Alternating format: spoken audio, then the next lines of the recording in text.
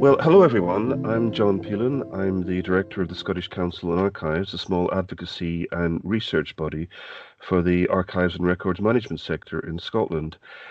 This is the latest in a series of podcasts we've been producing on the theme of archives, records, and data in the time of COVID-19. And today I'm absolutely delighted to have as our guest Hilary Hanahoe, who's the Secretary General of the Research Data Alliance. Hello, Hilary. Hello, John. Good morning. Hilary, can you tell me just a little bit about the role of the Research Data Alliance? Because I know you're based in Italy, but you have an international remit. That's right. Yes, the Research Data Alliance is a global organization. It was founded in 2012 with sort of a wish from the governments, particularly the Australian, the European Commission, and the US government, to offer a possibility for the people grappling with data, I suppose, and data challenges, all the interoperability and all the things we now call FAIR, to have a place, a forum, if you like, a bottom-up grassroots possibility to create solutions across different technologies and different disciplines, and more than anything international, because of course science and research is international. It doesn't have geographical boundaries. So RDA has a very simple mechanism. It facilitates this work through working groups and interest groups. And at the moment, we have about 11,000 members from 145 countries across the globe doing this sort of work together on a virtual and physical platform. In fact, the virtual aspect is very important now, given the current circumstances that we're in. Of course. Yeah. Yeah, and of course, and we live in interesting times, and I'm conscious that there is a lot of data swirling about now. A lot of it, some of it is being made available to the public. Others is perhaps being used for different reasons. But I'm interested in just this role of data sharing, across the world just now to help in this time of crisis. I know at the beginning of May that the RDA was a co-signatory on a statement signed by other organizations, including the International Council of Archives and the Committee on Data, the International Science Council, as well as the Digital Preservation Coalition. And in earlier podcasts, I interviewed Anthea Sellis from the ICA and William Kilbride from the Digital Preservation Coalition. And given that RDA was a co-signatory, I asked them the question that the statement says that the duty to document this information does not cease in a crisis. It becomes more essential than ever. And I wondered, why do you think that the duty to document is more essential than ever? And what does this tell us about the role of people who manage data, who manage information? Well, of course, I think you said it right there, John. It's like there's so much data going around anyway. And we've been working on this, I think, back in 2009. I coordinated an activity around, data infrastructures and the importance of getting our acts together, a lot of public sector information, research data, and things like that. So we're 10 years on. Yes, there's been progress, but obviously this particular crisis shows everybody, or has evidenced, unfortunately, the need for for structures, for transparency and openness, but also for how would you say, accountability also, I think. So Yep. Information managers and record keepers are, and always have been, I think, very important. They and they now have obviously a huge challenge with the digital era, because their role has now transformed into this sort of. But they are really, really essential, because of course they keep the memory of things, but they also are responsible and help in the accountability. And I think in this particular statement that we made was about that it's important, very important for this, not because we're in a rapid, shall we say, moment where things are trying to be done quickly, that we should be careful also that does not mean we can forget about these very, very important things that to document and to have the accountability and the references and all the structures around it. So, yeah. Yeah, and I mean, accountability was something that I discussed with my previous guests on this podcast series, and the importance of evidence as opposed to facts, because facts today don't necessarily mean the same thing as evidence, because No. facts, as we're being told, kind of alternative meanings. I wondered though, in terms of using data and sharing data, which is the kind of the central remit of the Research Data Alliance. I can see how sharing of data can inform better decision making in the future because there's you've got the time and space to do that, but we're in a rapidly changing and evolving situation that most of us have very little experience of, and I wondered whether how data sharing can be used to inform better decision making on the hoof, so to speak. Um, yeah, that's, I suppose it's down to the quality. I was talking recently on a panel with around the COVID, of course, because and about that and the issue that, of course, this openness, this trust, which is, I mean, we are built, the Research Data Alliance is built also on certain foundational principles for our work Sure. and our outputs. But I think they are true, actually, around much of this aspects of data. So things like our openness and transparency, consensus and all that sort of thing. And a lot of it is based on trust and, of course, quality. And so for the decision-making purposes and evidence-based, decision-making, but we still, unfortunately, grapple with the aspects of the unwillingness to share data for many, many reasons. There are, unfortunately, still a lot of barriers to that from the researcher and the scientist's perspective. But certainly, we are doing a piece of work at the moment, actually, with OECD around policy and around this importance of certain aspects, shall we say, for that. And funnily enough, the work on the COVID that the Research Data Alliance has recently done shows that, unfortunately, apart from some very specific COVID-19 issues that we have come across, many of the recommendations and many of the guidelines that have come out are things that have been said for years. So you hope that this time we're listening, and I think that they are, because I think that this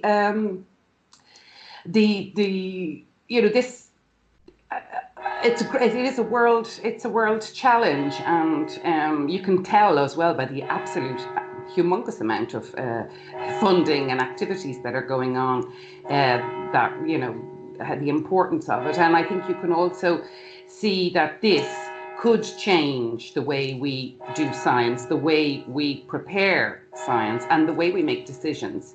If they get it right, it won't get it all right, but they'll get some things right. Well, thank you, Hilary. And I'm loving the bells in the background. I think Thanks. yeah, I'm wondering for whom the bells toll, but it certainly gives an added resonance to what you're saying.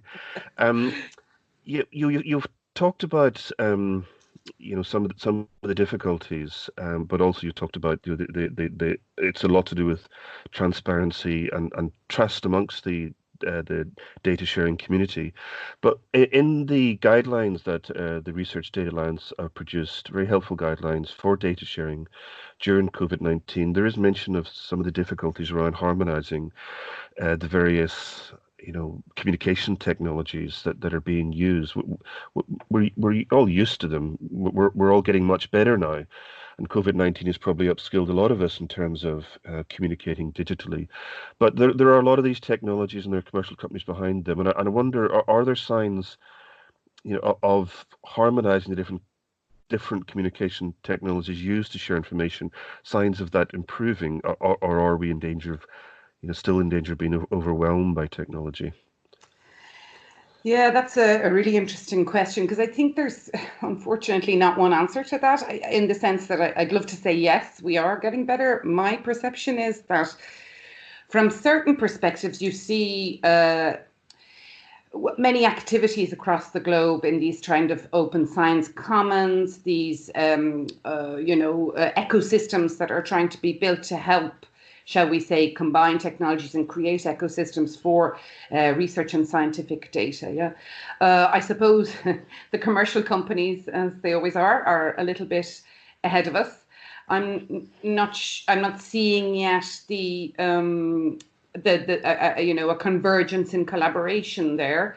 Mm, But I mean, uh, there'll always be different, I suppose, types of technologies. Interoperability is one of the major issues that RDA tries to deal with, and I don't think that that is the case. There'll never be one size fits all. sure. So I think we are going to have to deal with the different technologies. I think the most important thing is not reinvention of the wheel, particularly in the public sphere, because public funding is precious, and I think it's going to become even more precious, as the future goes along with potential economic crisis and things like that. So we can't afford duplication of efforts. I don't think we can afford to say, let's rebuild something because we don't want it we don't want the big techs to have it. I think we should be in a position to also collaborate and find areas. I have seen a change with some commercial companies who are indeed trying to use more open and community-based standards, which for me was quite an eye-opener and a Okay. pleasant surprise. So, and we have at the moment some activities that we hope will get off the ground with, rather large commercial companies that I mean, there's also the corporate social responsibility aspect, of course, but where they want to reinvest, or they have to reinvest, particularly in the States. But so I'm hoping that we will see that, but I don't think that we can ever believe that we would, you know, um, reduce the technology. I think it will indeed increase. Okay, so we're not quite in the world of the Matrix yet. No, no, no. What are the recommendations in your guidelines, your COVID-19 guidelines, calls for investment in state-of-the-art information technology and data management systems infrastructure for pandemic response? I mean, obviously, governments are having to respond to all sorts of new pressures and demands. Are there any signs that governments and organizations are going to respond to this recommendation for investment in infrastructure? Actually, there is. I have a few concrete examples of that. As I said, I think earlier, I mean, I've seen it's an overwhelming response in terms of funding and changing the budgets in the US and in Europe, in other, regions across the globe. Of course, everyone is investing in it. I recently was on a panel, and the director from the NIH, the National Institutes of Health in the US, was talking about what they are doing along those lines. So a series of different funding mechanisms in the US to try and come to a sort of an infrastructure. The European Commission are doing the same. And in fact, our COVID guidelines, which are recommendations for policymakers and funders and guidelines for researchers around data sharing in the COVID-19, came actually as a response from the European Commission, who is one of our funders, to help with this piece. And another concrete example, it comes from the island on which you are, John, at the moment, which is the Health Data Research Institute, UK, I think. Hmm. And they are just starting a massive investment with global funders, by the way, including, of course, the UK government, but it will be an international activity with Gates Foundation and others. So there's like a public-private partnership going on here, which is also nice with what I talked about a little bit before, where there can be some alignment and some synchronization. And they're going to launch a data research alliance and workbench. Yeah, Okay. it's quite a close name to ours, but and they are going to build this infrastructure for data. And of course, there are other activities, Elixir and the what is it? I think it's European Microbiological AMBL. they, with their US partners and global partners, are also doing work. So there is infrastructure on the way. And I think actually for this will be very, very important to watch also, because we're in COVID now. We talk about COVID now, but what will the next public health emergency be, and will we be prepared and ready for it? So it is very heartening to see that there's actually concrete activities and very fast tracked as well, in the space of. So where there's a will, there's a way. Well, no, that's really interesting. That seems to indicate that that there has been some level of preparedness for this global pandemic. We had the pandemic of SARS in 2003. It was serious, and was perhaps as a forerunner of what's happened in 2020. But there was also the World Health Organization 2016 statement on data sharing in the context of public health emergencies, and I wondered, do you think that since that statement, or since SARS, or pandemics or outbreaks that have happened over the last 15 years, the data sharing has improved in the context of helping decision making during these emergencies? I think, unfortunately, not as much as it could have. Okay. I think that we actually did a study or a report years ago, and we used the SARS as an example for the cost of not sharing, and actually the cost of not having access to the data. And that was back in about 6 or 7 years ago. So I don't think, unfortunately, because the proof is in the pudding and the evidence that actually everyone is rushing and doing it now. And even the researchers themselves say that, unfortunately, for many, many reasons, John, there are many reasons, and we know a lot about privacy and sensitive data and the anonymization and that, but there are many reasons that actually data sharing in this particular sector is not as easy or as how would you say, traditional as others. I mean, the astronomers, for example, are very famous for opening and sharing their data. But then, as someone said, stars don't have identities. They do, but not to the same point as a person. And infectious diseases and health issues are very, very, very sensitive. And we're not there yet with that. But I do think, as I said before, COVID will definitely help, because there's so much activity going on that if they can converge with and having all the right expertise, and that then it could help. I don't think we'll ever go back to where we were before, but sadly the progress we weren't ready. There was a preparedness, but not as much as I would that there could have been. So some of those difficulties around sharing, I wondered, is that what's meant in the document, the guidelines document on COVID-19, where it talks about motivational barriers to making data outputs available rapidly? Is that what's meant by those motivational barriers, that this unwillingness in some elements of the sector not to quickly share information? Yes. Yes, I think that's what we mean. And there is there's this sort of legal and ethical issue, considerations to be taken, but there's also a lack, unfortunately, also of preparedness in the research data management, if you like, for the researchers and scientists themselves. So sometimes they don't, the cost of structuring your data and writing your data management plan, and ensuring that as you go through your research and your experiments, that the data is in fact in a way that can be shared at the end, is quite significant. We don't have enough data scientists supporting this, the scientists and the researchers themselves. We've talked about this for a long time, and unfortunately it's still a common thing. And I suppose in a time where they're working 24/7 to crunch data, to find solutions, the goal is, the end result is the research result, and perhaps not, their mind is less on ensuring that the data is in a correct form to share it. So that's clearly a barrier. And we talked, I talk often about how 80% of a scientist's time could be spent on wrangling data.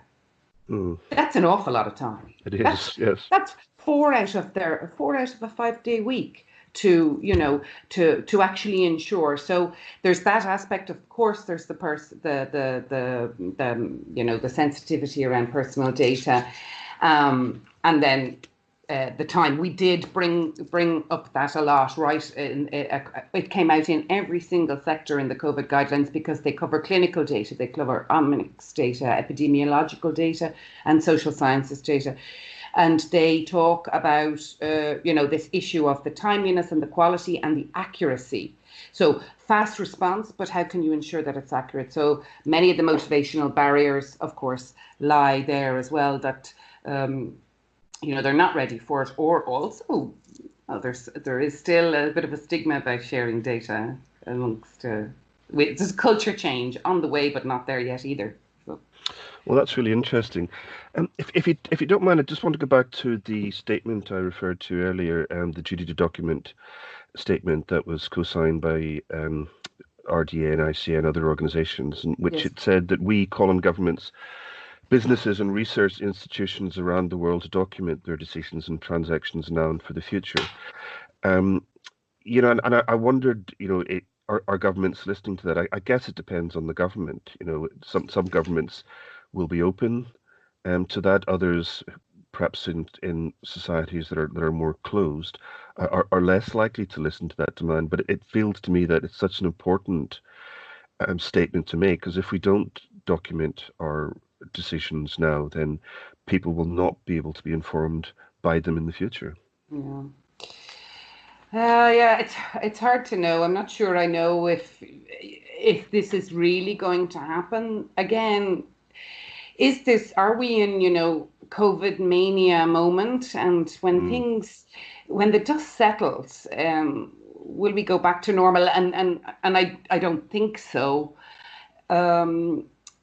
But it's very hard to tell now. As I said, you see a lot of activities going on. You see, and I do think that this COVID has, like, the positive aspect of it is that people have really watched, they trusted, and also understood that there is, there's data and information that is, shall we say, more true and less, But let's just use the example of the numbers, the numbers of cases in countries and things like that. People were watching that, and people expect and demand, I suppose, from their governments and their those that represent them and the public sector to be the source of truth there, and Hmm. therefore that their documentation and that what they are providing and what they are, I suppose, elected and paid by the taxpayers to do is indeed being done. But I don't know. It's hard to tell if they're listening. I think it'll take some time to understand that and to see it. Yeah, and I wondered, you mentioned there, the source of truth, and it's good to know that people are still prepared to follow experts in science, because there was, I think, a trend stirred up by certain politicians, who name that won't mention, that was anti-science and and anti-experts in a way. In fact, the word expert was used as a pejorative to talk about people that are not one of us. But now, of course, people are listening to the science, but the truth can sometimes be unpalatable, and it can be difficult, and it can have a negative impact for a political party in power, and Mm. certainly a negative impact on the economy. And I wonder, do you think that something like COVID-19, which has affected the whole world and has been responded to by governments in different ways, whether in fact that might present a challenge, in terms of control and sharing of data in the future? Yeah. Yeah, I suppose it's true. It's interesting, this, because I think I've listened to a little bit, and we had part of the COVID, of course, is about the surveillance and the tracking. No, so Yeah. there's a lot of different views on these sort of tracing and contact tracing apps and things like that. And we know, of course, that you have to have buy-in of a certain amount of the population to use it. And then we talked, some of our US colleagues told us, about when 9/11 happened, of course, in the Patriot Act, and certain shall we say, surveillance and technologies and things were brought in then as temporary measures that then are now still in place. And I know that it's people are a little worried about that, I suppose, and how would this turn out if we are mandated or to use the surveillance, the tracking? So and be careful also about regulating things in such a. Again, we made a statement a good few years ago about that. You should always be careful about regulation and regulating things too early. And that is also another threat to this, that because, that we could bring in laws and legislations and things that may not be appropriate now because we're dealing with sort of a certain series of unknowns. I suppose, though, on the other hand, I'm not sure how much the everyday person on the street understands how much of their data they actually give away all the time. So sometimes the reticence, if you like, or the unwillingness to download and use an app that may have some health benefits for the population and may help us to overcome this. The worry is, oh, well, then the government will have my data, but it's okay if I gave it to a big tech giant because I want to use their services for free. So, but I think, we need to be careful about regulation now. Just in these stages, not to bring in things that then become mandatory and perhaps in the wrong way, because we're still in the early nascent stages of this. Yeah, well, that's absolutely fascinating, and you've answered in a way some of the next couple of questions I was going to ask you about control of data and data being in too much data being in private ownership and data manipulation impacting our lives negatively. But I wondered, where does RDA come in on this? As an organization that's about communities and about openness and transparency. Your role here must be really important as a kind of antithesis to that commercial exploitation of data. So, I suppose the awareness and education, by the way, I think are really important in this. Apart from providing concrete solutions that can help with the whole making data more interoperable, more open, providing trusted, repositories and certification, and ensuring that all the different aspects of the different things are important. But I think that also there is an onus on us to ensure that what we do is open, can be reused, and also that there's a lot of education, awareness to the young people, unfortunately, and also the support for data scientists who can help with all of this, because the whole thing around trusted data and it is really in the hands of data stewards and data scientists for the future, which RDA also creates curricula for and works closely with those who do that, because but we work together, by the way, John, with commercial companies. They are part of, because we're so open, we obviously, anyone can join, and we have commercial organizations, publishers and others involved. Our goal is also to ensure that if we work together, then perhaps this sort of more negative aspect would be lessened. I don't think we'll ever get away from data manipulation in the true sense, or the negative use of data. But if we can at least create awareness and help create solutions for people to know where one place might be better than another or more trustworthy than another, then I think we've done some good there. Well, I agree entirely, but I wondered, given that governments, for whatever reasons, do seek to control the message, who should be leading on this? Is it universities? Is it think tanks? Is it organizations like the RDA? Who should be leading on this campaign for open, transparent, accountable data sharing? Well, I think actually everybody has a role to play in that. I'm not sure who can lead it. Clearly, the funders can, yes, because they've the money and they can they can fund certain things. So that's always a good carrot for everybody. Policymakers as well can, support that. And we have a great mechanism actually in RDA where we have the funders and the policymakers interacting with the people on the ground, So but there's a combined effort because, you really need governments also, yes, to ensure that this is, and I think governments have a big role to play also in the awareness raising and that education, and the education should start young. And I don't suppose I want to go into the realm of young people and their complete ignorance of that every full stop they put on their smartphones will stay there forever. But I do think that, we live in a digital era now. There is no change. We need it. It's important. We have to work together. And I think everyone has a role to play in that to sort of build it. But yeah, governments can mandate it, and the funders, because they have the power with it's always the money that helps. Well, with that message of working together, and that seems to be something that very much underpins the ethic and remit of the Research Data Alliance. It seems to me it's very much an organisation that brings communities together, not just communities of interest, but also communities of people, of individuals. The COVID-19 guidance that RDA produced mentions enabling citizen scientists to undertake research and contribute to a common body of knowledge. And I wondered, what do you think are the benefits of encouraging greater participation in research and data sharing by community scientists? In fact, what do you mean by community scientists, and what might be the barriers as well? Well, yeah, I suppose the citizen scientists have become actually, while we kind of mentioned them and talked about them in the past, they've now actually become a kind of a structured stakeholder and part of the whole ecosystem, yeah? Because there's many,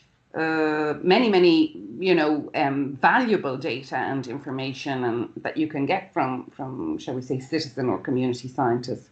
Some domains are, again, the astronomers, I suppose I use them as an example, but they, have interacted with citizen scientists and showed the benefit. I mean, things have been discovered because of, our lay scientist or citizen scientist data that they made available or found or whatever. So I think it's important to work together with them. It also goes back a little bit to the misinformation part too, that, we too seem to be a little gullible. We have this, we just have information coming at us all the time, and we have access to all this information. So we need to support citizen scientists and people who can actually contribute to this by providing them, I suppose, with some sort of a structure and involving them in the discussions and making things available. I'm very, very lucky to represent and lead the organization that I do, because I fully believe in collaboration, cooperation, and co-creation, and if we all work together around those things, you can actually see the benefits, and we have seen the benefits. It's phenomenal what was done with the COVID-19 guidelines in 6 weeks with 600 people coming together, data experts and professionals from around the globe, and then all the different types of expertise, health scientists and doctors and legal experts. It's just unbelievable. And it's just concrete proof that actually, if you work together, there is a great, benefit to that.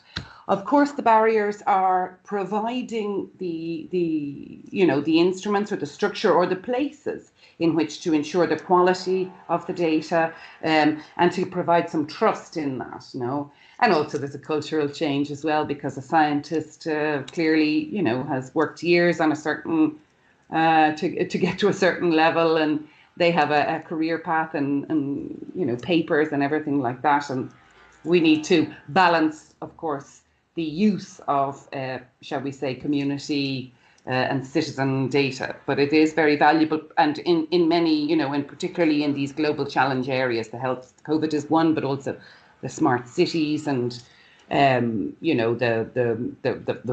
food challenges and climate change.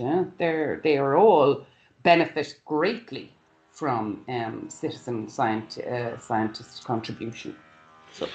Well, yeah, and COVID-19 is just obviously one huge challenge facing humanity. And before the outbreak broke, obviously there was a lot of focus on the environment. Particularly the issues that were being raised globally by the young Swedish lady Greta Thunberg. But it seems to me that the work that RDA doing is just incredibly important. I congratulate you on your um, on your activity in terms of collaboration and partnership. And from this podcast, which I'll bring to an end just now, the words that I remember are about truth, openness, accountability, transparency, education, and trust. Because I think Yes. trust ultimately is what data sharing is all about. It is. It is. There's so many aspects to trust. And thank you, John. I've enjoyed the interview, and I'm really, you congratulate me, but I have to congratulate the community. As I said, we call and they respond, and I hope that we can contribute not just to this emergency, but to many others, as you said, global challenges like climate and things like that, and continue on to help make the data more open, reusable, accessible, and all those things that we talk about. Oh, fantastic. Well, thank you very much again, Hilary. Thank you. You're welcome. Thanks, John.